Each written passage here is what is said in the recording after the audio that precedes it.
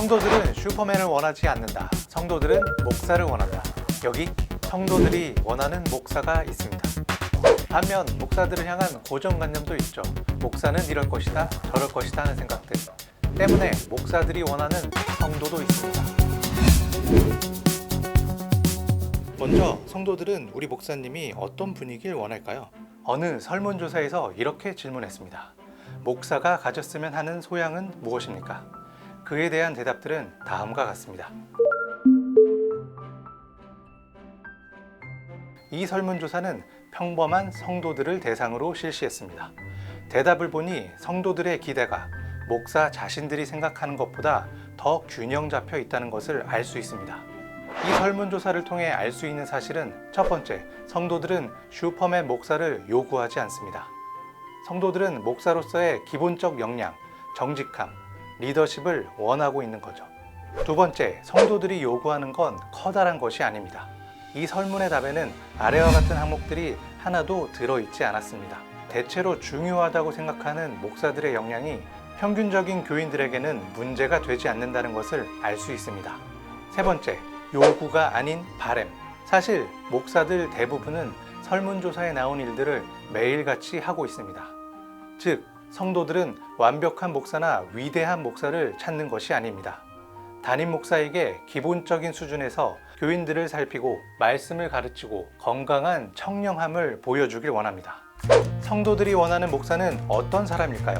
이 리스트가 증명하듯이 평범한 목사들입니다. 사실 이 리스트 모두를 충족하는 목사는 없습니다. 또한 그런 목사를 요구하지도 기대하지도 않습니다. 하지만 이 10가지 모두를 기본적인 수준까지는 할 수 있어야 합니다. 목사 자신이 약한 부분이 있다면 다른 사람에게 요청해서라도 말이죠. 성도들이 목사에게 원하는 것, 결코 과한 것은 아니겠죠? 이런 말이 있습니다. 축구 국가대표 감독, 프로야구 감독만큼 오지랖 넓은 충고를 듣는 직업, 바로 목사라고 합니다. 목사는 이렇지, 목사는 이렇게 일해야지. 성도들뿐 아니라 일반 사람들도 목사는 이럴 것이다 하는 생각들이 다양하게 존재합니다. 목사에 대한 굳어진 고정관념은 목사들을 곤혹스럽게 만듭니다.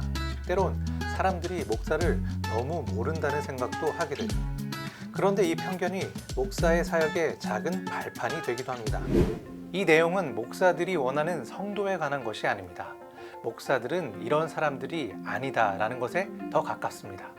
목사는 주 1회 근무에서 별로 힘들지는 않겠네요. 이 말은 한 목사가 어떤 사업가에게 실제로 들은 말입니다. 이 말에 대해 목사는 별다른 반응을 하지 않았습니다. 아마도 이 사업가는 목사가 어떤 일을 하는지, 아니 어떤 사역을 하는지 잘 모르고 했던 말일 것입니다. 목회란 영혼을 쏟는 일입니다.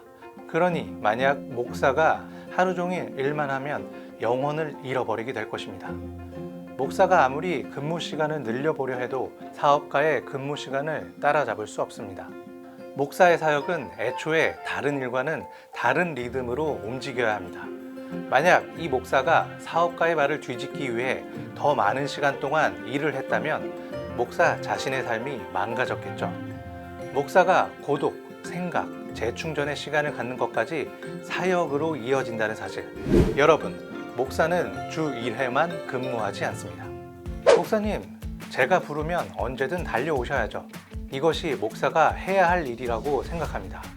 이를 좀 과장해서 표현하자면 성도 한 사람 한 사람의 헌금이 곧 목사의 사례비라고 생각하는 사람들도 있습니다.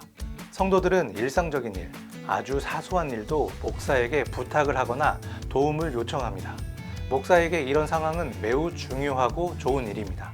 하지만 죄송합니다, 참석하기 어려울 것 같네요 라고 대답하면 긴 정적이 흐르고 상대방의 위축된 대답을 듣게 됩니다.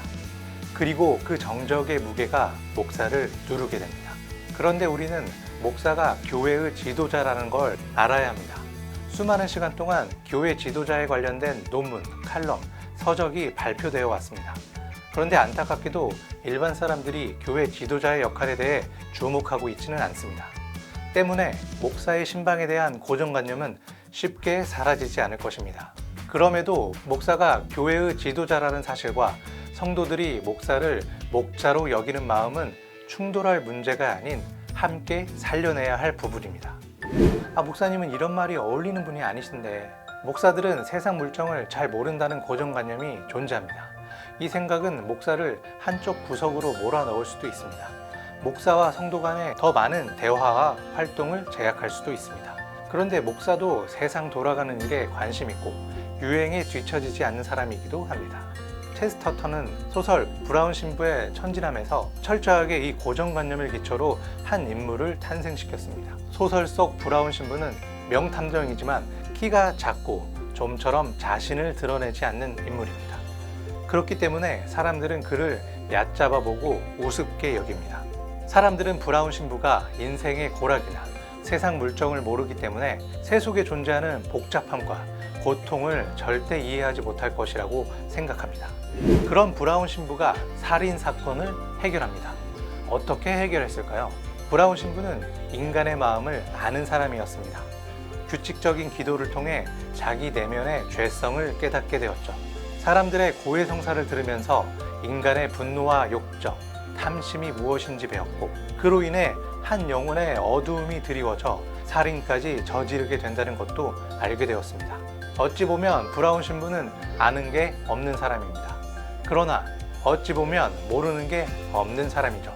성도 여러분, 아니 여러분, 우리는 목사에 대해서 얼마나 알고 있을까요? 많이 알아야 할 필요까지는 없어도 잘못된 고정관념에 대해서는 다시 점검해 볼 필요가 있습니다.